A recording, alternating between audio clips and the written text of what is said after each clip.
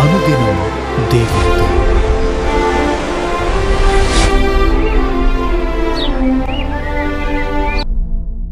Praise the Lord. అనుదినం దేవునితో అనే కార్యక్రమం చూస్తున్న మీ అందరికీ మన ప్రభువైన రక్షకుడైన క్రీస్తు ప్రభు ఘనమైన నామములో వందనాలు. ఎలా ఉన్నారండి? వేకుజామున లేచి ప్రార్థన చేస్తున్నారా? దేవుని వాక్యాన్ని మనం అధికంగా చదివే కొద్దీ దేవుని స్వభావం మనకు అబ్బుతుంది. దేవుని మనసును, దేవుని ఆలోచనలను, మన జీవితంలో దేవుడు కలిగి ఉన్నటువంటి ప్రణాళికలను, ఉద్దేశాలను మనం గుర్తుపట్టడానికి సహాయపడుతుంది. కాబట్టి వేకుని లేచి ప్రార్థన చేయండి. అన్ని విషయాల్లో దేవుడు తప్పక జయమిస్తాడు. చిన్న వాక్యం చూసుకుందాం. యెషయా గ్రంథం 37వ అధ్యాయం 14వ వచనం. హిజ్కియా దూతల చేతిలో నుండి ఆ ఉత్తరము తీసుకుని చదివి యెహోవా మందిరంలోనికి పోయి యెహోవా సన్నిధిని దాన్ని విప్పి పరిచెను. అష్షూరు రాజైన సన్హెరీబు నుండి హిజ్కియాకు బెదిరింపు ఉత్తరం వచ్చింది. ఆ ఉత్తరాన్ని దూతల చేతిలో నుండి హిజ్కియా తీసుకొని దేవుని మందిరానికి వెళ్ళి ప్రార్థన చేస్తున్నాడు. ఇక్కడ ఈ సంఘటన జరగక ముందు హిజ్కియా ఆ దేశం యొక్క ఉద్యమం కొరకు ఎంతో ప్రయాసపడ్డాడు. హిజ్కియా దేశాన్ని ఉద్యమంలోకి నడిపించినాడు. హిజ్కియా ఇలా చేయడానికి గల కారణం, హిజ్కియాకు ఒక ఆత్మీయుడైన, ప్రార్థనా పరుడైన, విశ్వాస వీరుడైన ప్రవక్త అయినటువంటి యెషయా మంచి స్నేహితుడు. తన స్నేహితుడైనటువంటి యెషయా సహాయంతో హిజ్కియా తన దేశానికి ఉజ్జీవాన్ని తీసుకొచ్చినాడు. ప్రజలు పశ్చాత్తాపపడేటట్లు చేసినాడు. అలాగే పస్కా పండుగను ప్రజలు ఆచరించేలా చేశాడు. ఎంత గొప్ప ఉజ్జీవం చూడండి.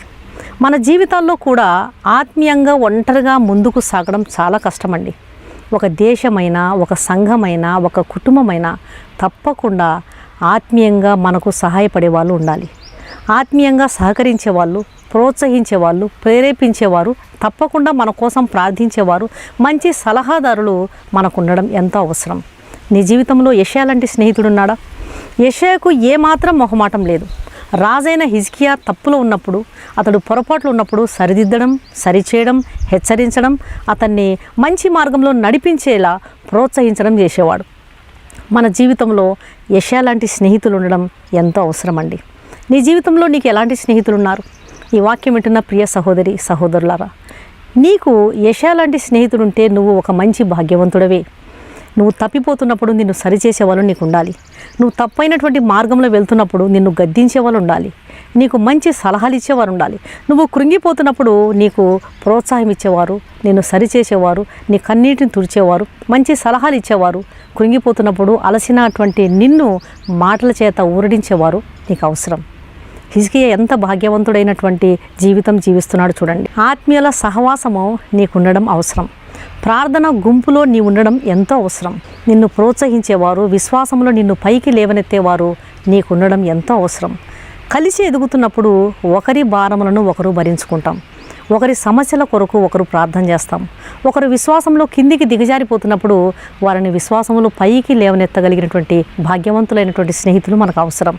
భార్యాభర్తలు దేవుని నమ్మిన వారైతే, విశ్వాసులైనట్లయితే మారు మనసు లేని బిడ్డల కొరకు ఐక్యతతో దేవుని సన్నిధికి వెళ్ళి ప్రార్థించాలి. ఒకవేళ తల్లి బిడ్డ మీరిద్దరూ కనుక దేవుని మందిరానికి వెళ్ళే విశ్వాసులైనట్లయితే, రక్షణ లేని మీ తండ్రి కొరకు, నీ భర్త కొరకు, నీ కుమారుల కొరకు దేవుని సన్నిధికి వెళ్ళి ప్రార్థించాలి. ప్రోత్సహించేవారు ప్రార్థించమని, విశ్వాసంతో దేవుని అడగమని చెప్పేవారు ఉండాలండి. హిజ్కియాకు యెషయా ఎంతో ప్రోత్సహించినాడు. కాబట్టి ఆ ప్రోత్సాహాన్ని హిజ్కియా ప్రోత్సహించబడి దేవుని సన్నిధికి వెళ్ళి బెదిరింపు లేఖను తీసుకొని ప్రార్థన చేయడం మొదలుపెట్టినాడు. దేవుని సన్నిధిలో ఎంతో గొప్ప దృఢమైన మనసును అతను సంపాదించుకున్నాడు. సాతానుడు నిన్ను బెదిరిస్తున్నాడా? ఎంతోమందిని ఎన్నో రకాలుగా బెదిరిస్తుంటాడు అపవాది. నీ జీవితం ఇంతే, ఇంకా నీకు పెళ్ళి కాదు, ఎన్నో సంబంధాలు తప్పిపోతున్నాయి, నువ్వు ఎన్ని కాంపిటీషన్ ఎగ్జామ్స్ రాసినా నీకు ఉద్యోగం రాదు, నువ్వు ఈ పడక విడిచి లేవలేవు, ఈ అనారోగ్యం నుంచి నువ్వు బాగుకావు, నీ అప్పులు తీరవు, నీకు ఎన్ని ప్రయత్నాలు చేసినా ఇక నీకు పిల్లలు పుట్టరు. సాతానుడు ఇలాంటి బెదిరింపు మాటలు ఎన్నో చెప్తా ఉంటాడు. బెదిరింపు మాటలు విన్న తర్వాత నువ్వేం చేస్తున్నావు? ఫస్ట్ మనుషులు బెదిరింపు మాటలు విన్న తర్వాత, సాతానుడు బెదిరించిన తర్వాత చేసే ప్రధానమైనటువంటి పొరపాటు ఏమిటంటే సేవకుల దగ్గరికి పరిగెత్తుకొని పోతారు. సేవకుల దగ్గరికి పరిగెత్తుకొని పోయేది కాదు, బంధువుల దగ్గరికి, పంచాయతీ పెద్దల దగ్గరికి, లేకపోతే పోలీస్ స్టేషన్ల దగ్గరికి, అక్కడికి ఇక్కడికి పరిగెత్తుకుని పోయేది కాదండి. దేవుని సన్నిధికి వెళ్ళాలి. దేవుని సన్నిధికి వెళ్ళి నీ సమస్య కొరకు సాతానుడు బెదిరించినటువంటి ఆ బెదిరింపును దేవుని సన్నిధికి వెళ్ళి ప్రార్థించడం నేర్చుకోవాలి. హిజ్కియా దేవుని సన్నిధికి వెళ్ళి ప్రార్థించాడు. ఒక్క రాత్రిలోనే సన్హెరీబు హతం చేయబడ్డాడు. సన్హెరీబు నమ్ముకున్న సైన్యం అతన్ని విడిచి పారిపోయింది. దేవుని సన్నిధిలో ప్రార్థించే వారికి దృఢమైన మనసు, స్థిరమైన మనసు ఉంటుంది. హిజ్కియా దేవుని సన్నిధిలో ప్రార్థించినాడు, దృఢమైన మనసును సంపాదించుకున్నాడు, దేవుని సన్నిధిలో గొప్ప వాగ్దానాన్ని పొందుకున్నాడు. ఒక్క రాత్రిలోనే సన్హెరీబు హతమైపోయినాడు. సమస్యలు వెళ్ళిపోతాయండి. సాతాను బెదిరించే బెదిరింపులన్నిటి కూడా నువ్వు జయం పొందాలంటే దేవుని సన్నిధికి వెళ్ళి ప్రార్థన చేయాలి. సొంత కుమారులే, సన్హెరీబు నమ్ముకున్న సైన్యం అతన్ని విడిచిపెట్టి పారిపోయింది. అతని సొంత కుమారులే అతన్ని హతం చేసినారు. ఎంత గొప్ప జయం చూడండి. దేవుడిచ్చే జయం చాలా గొప్పదండి. దేవుని సన్నిధికి వెళ్ళి మనం ప్రార్థించాలని దేవుడు కోరుతున్నాడు. ఎలాంటి బెదిరింపులు సాతానుడు నిన్ను బెదిరించినా నువ్వు దేనికి బెదరక దేవుని సన్నిధికి వెళ్ళు, ప్రార్థించు. హిజ్కియాకు జయమిచ్చిన దేవుడు నీకు తప్పకుండా జయమిస్తాడు. దేవుడి మాటలు దీవించును గాక. కళ్ళు మూసుకోండి, ప్రార్థన చేస్తాను. పరిశుద్ధుడైన తండ్రి, హిజ్కియాకు విపత్తు సంభవించినప్పుడు నీ మందిరంలో ప్రార్థించి జయం పొందాడు.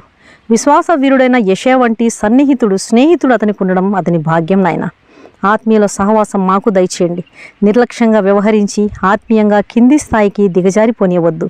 సాతాను బెదిరింపులకు భయపడిపోనివ్వద్దు. నీ సన్నిధిలో ప్రార్థించినప్పుడు దృఢమైన మనసునిస్తారు. విశ్వాసంతో ప్రార్థించి జయం పొందుకున్నట్టుకు సహాయం చేయమని సర్వశక్తిగల క్రీస్తు నామమున అడిగి వేడుకుంటున్నాను తండ్రి. ఆమేన్. ఈ వాక్యం విన్న ప్రియ దేవుని బిడ్డలారా, దయచేసి దేవుని వాక్యాన్ని షేర్ చేయండి. అనేకులు దేవుని వాక్యాన్ని విని విడుదల పొందే విధంగా, జయం పొందే విధంగా, దృఢమైన మనసు వారు కూడా కలిగి దేవుని సన్నిధిలో జవాబులు, వాగ్దానాలు పొందుకునే విధంగా మనం చేయగలిగిన ఒకే ఒక సహాయం దేవుని వాక్యాన్ని వారికి అందించడం. దయచేసి దేవుని వాక్యాన్ని మీ ప్రియులకు, స్నేహితులకు, బంధువులకు, ఇరుగు పొరుగు వారికి వ్యాపింప చేయండి. వారు కూడా విడుదల పొందే విధంగా మీరు సహకరించండి. సాతాను బంధకాల నుంచి వారు సంపూర్తిగా విడుదల పొందే విధంగా, సాతాను బెదిరించే బెదిరింపులకు వాళ్ళు లోబడకుండా దయచేసి మీరు వారికి హెల్ప్ చేయండి. అలాగే ఈ వాక్యం వింటున్న మీలో ఇంకా రక్షించబడని వారు, యేసును సొంత రక్షకునిగా స్వీకరించని వారు ఎవరైనా ఉన్నట్లయితే దయచేసి దేవుని వాక్యాన్ని స్వీకరించండి. ఆయన మీ హృదయంలోనికి ఆహ్వానించండి. నీ హృదయంలో దాగి ఉన్న దిగులు, చింత, అసమాధానం, భయము, బెరుకుతనము, పిరికితనము, అన్ని విధాల భయాల నుండి దేవుడు నిన్ను విడిపించుటకు సమర్థుడు. కాబట్టి ఆయనను నేడే నీ హృదయంలో చేర్చుకో. కలువరి శిలువలో ఆయన నీ కొరకు మరణించినాడు, తిరిగి లేచినాడు. ఆయన పునరుత్థాన శక్తిని నీకు ఇవ్వాలని ఆయన ఇష్టపడుతున్నాడు. కాబట్టి ఆయన ఆహ్వానాన్ని దయచేసి తృణీకరించవద్దండి. కలువరి శిలువలో ఆయన కాల్చినటువంటి రక్తం చేత మీరు కడుగుబడినట్లయితే మీకు పాపక్షమాపణ, నిత్య జీవము, పరలోక రాజ్యంలో స్థానం దొరుకుతుంది. ఆయన మీ ఆత్మను రక్షించడానికి సిద్ధంగా ఉన్నాడు. దయచేసి ఆయన ఇస్తున్నటువంటి చేతిని ఎన్నడూ మీరు త్రోసివేయొద్దండి. ఉచితమైన ఈ ఆహ్వానాన్ని స్వీకరించి ప్రభు మీ ఆత్మను రక్షించునుగాక. God bless you.